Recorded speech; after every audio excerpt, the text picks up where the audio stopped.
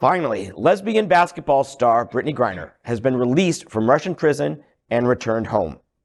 In February, WNBA star Brittney Griner was arrested while in Russia, charged with smuggling after a small THC cartridge was allegedly found in her luggage. She was sentenced to 9 years in Russian prison, a very steep sentence many believe was increased unduly due to her sexuality. In July, talks between the Biden administration and Russian officials began as part of a plan to exchange a Russian prisoner for Griner and Paul Whelan, who has been arrested and in custody since 2018 for espionage.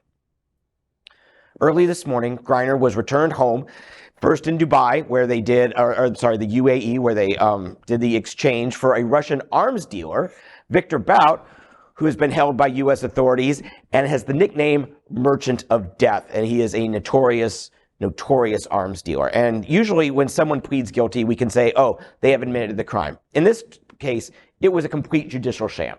She, if she did have it, didn't she have it, we will never know, because part of getting the diplomatic process rolling to get her home was she had to admit she was guilty and had to be sentenced.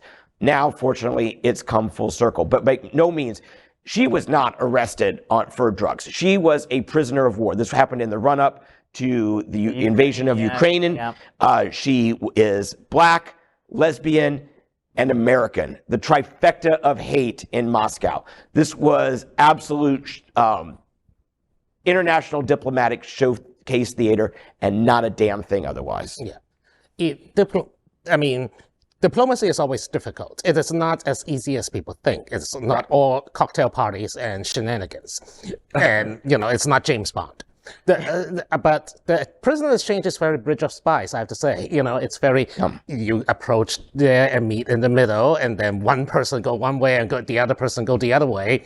Russian TV had that video. Have you seen it? Yeah. It was very bridge of spy. Yeah. It was like Cold War all over again.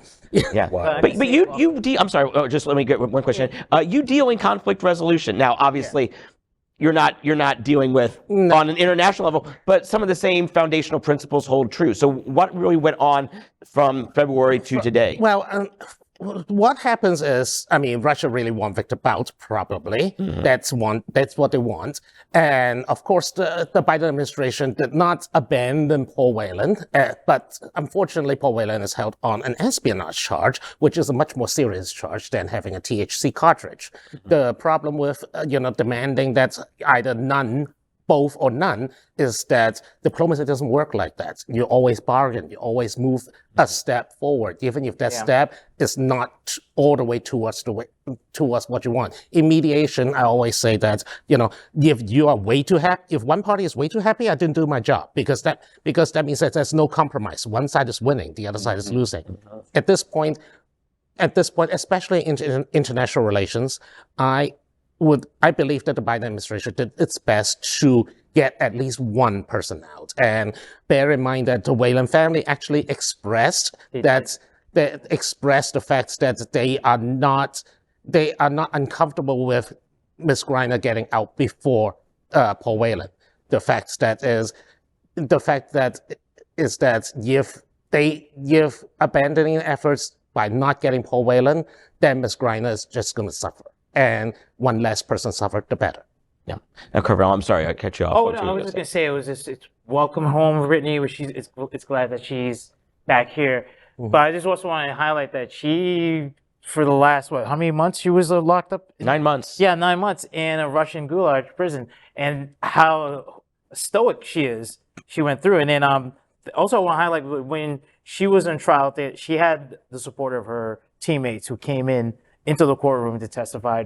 Her Russian teammate. She was playing in Russia to play ball for them. Yeah. Yeah, playing for that team, just to clarify that. But I just want to highlight that, and it was great to see that this morning her wife was in the White House, in the Oval Office with Biden and things like that. So it's been an ordeal, and then there's like the other person who's being held. Their family came out too, like Bobby just highlighted too. So yes. Well, there's a lot of inhumane things going on in the entire situation.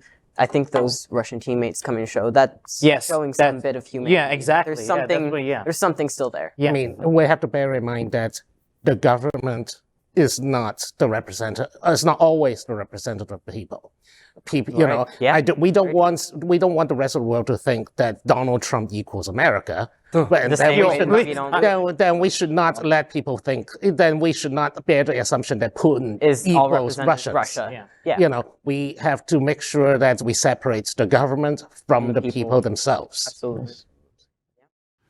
LGBTQ plus news is vital for our community and for the broader world as a whole. We have enough enemies at Fox News. Tucker, Sean, and Lara are loud. We need passionate allies. Happening Out Television Network, Queer News Tonight, and It's Happening Out are literally out of the closet and into the headlines. Our community needs your support. Like this broadcast and subscribe now to ensure the growth of the entire LGBTQ plus community.